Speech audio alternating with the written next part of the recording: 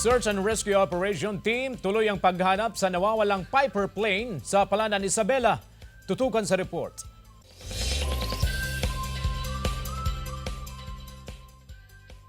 Nasa Sitio Lukban na sa Barangay Didian, Palanan, Isabela ang unang batch ng Search and Rescue Team na nakatutok sa paghahanap sa nawawalang Piper plane na may tail number na RPC 1234.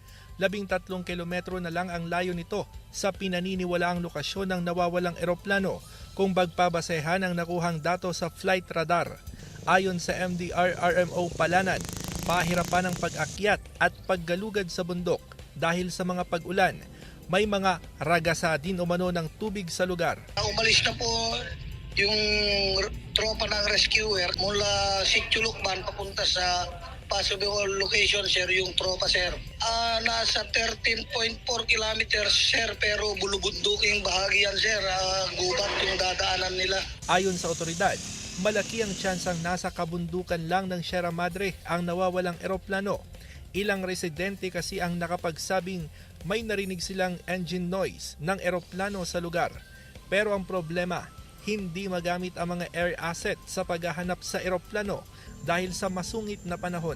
Yung operation, yung weather po sa Palanan po ngayon ay meron pong overcast, rain shower, tapos calm winds po siya. Kaya po yung air assets po natin dun sa Kawayan ay hindi po nakaka-penetrate dun po sa bandang Palanan po.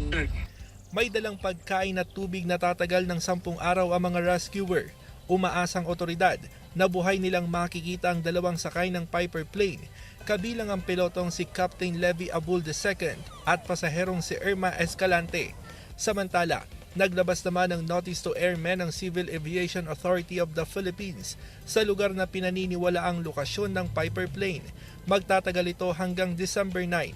Ibig sabihin, bawal munang magpalipad ng anumang sasakyang panghimpapawid, 10 nautical miles radius at 20,000 feet sa ere ng nasabing lugar. Russell Simorio para sa Mornings with GMA Regional TV.